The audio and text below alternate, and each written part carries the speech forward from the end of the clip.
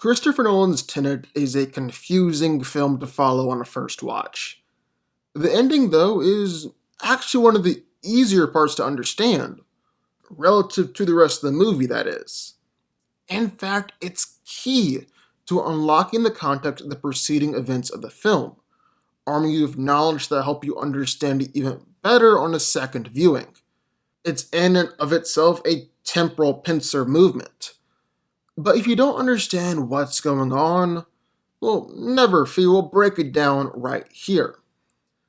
So the protagonist, John David Washington, has traveled across the world and time trying to work out Sator's plan, Kenneth Branagh.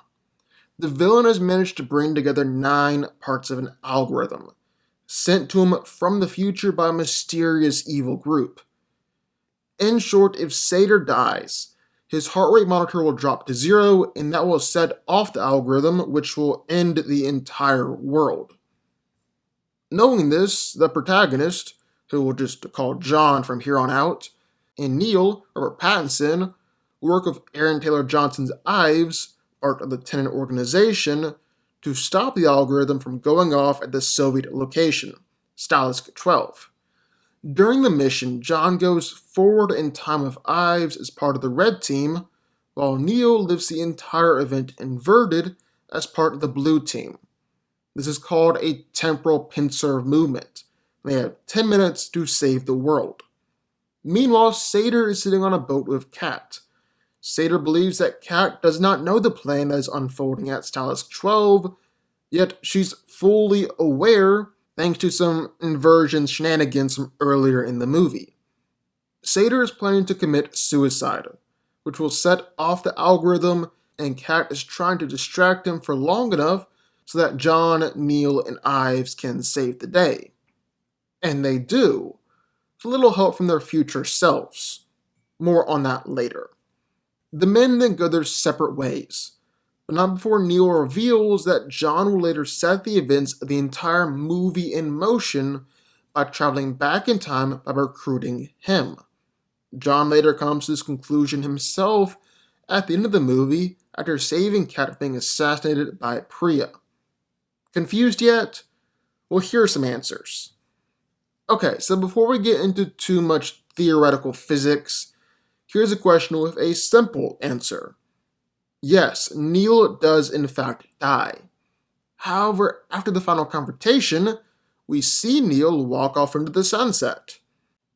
So, what's going on here? Well, as Neil hints at while walking away from John, he'll be reliving the final battle just to make sure everything goes according to plan. And we see him doing exactly that. During the confrontation at Stalisk 12, a masked member of the Blue Team takes a bullet for John and then unlocks the gate to the algorithm. That was Neil. And those events, due to Neil being inverted, happen the other way around from his perspective. Unlock the gate, take a bullet to the head. The way we know it's Neil is because of his backpack's orange cord. John realized this too, but after seeing Neil's backpack tag, he doesn't stop Neil from leaving. That's because he knows Neil would end up playing an important part in saving the world by sacrificing his life to keep the algorithm going off. For John, though, Neil's story and life isn't technically over. Neil confirms that an older John will recruit a younger Neil, and they'll go on plenty of adventures together. That includes the opening Opera House heist, where we see a mysterious man with that same, now familiar backpack save John. And then we get into the more head-scratching thing at play here. You see, this whole movie, Tenet itself, is one big temporal pincer movement. That's when one person goes back in time and informs someone else in the past how events will unfold in their future. The non-inverted person can then go forward through time with the knowledge of what's about to happen, thanks to the inverted person. For instance, during the car chase sequence, Sator and his men become inverted so they can tell themselves how things play out, and therefore how to get the missing piece of the algorithm from John. Sator succeeds here.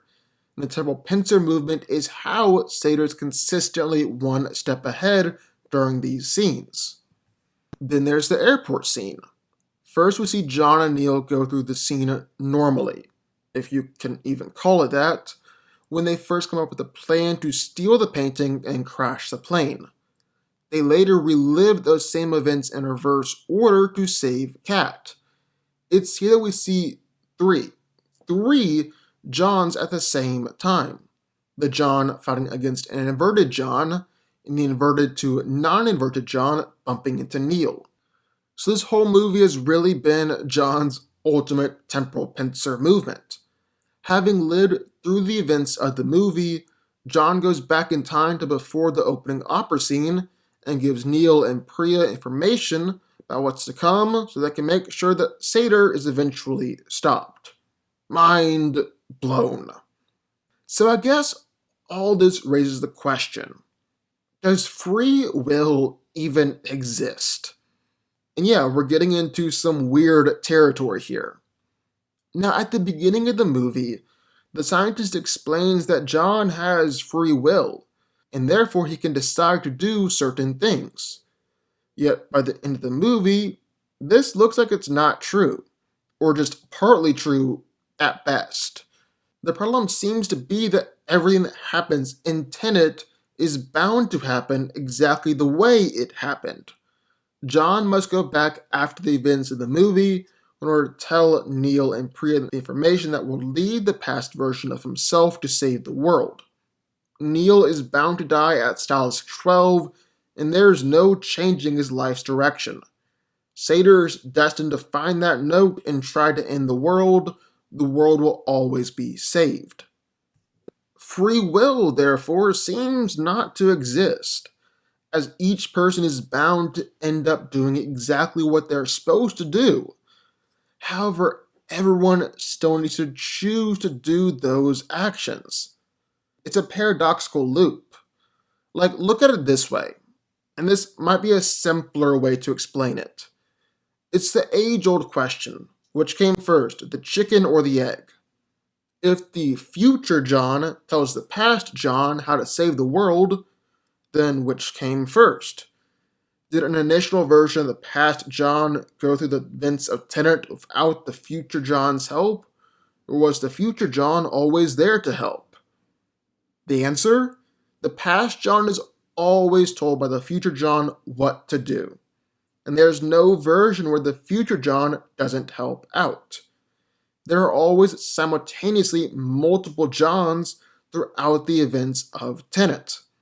The past version never saved the world without the help of the future John because it all happens at the same time in a weird loop. Don't try to understand it too hard though. Feel it. Plus, it's just a movie after all. But what do y'all think? I would love to hear your thoughts. Sign off in the comments down below.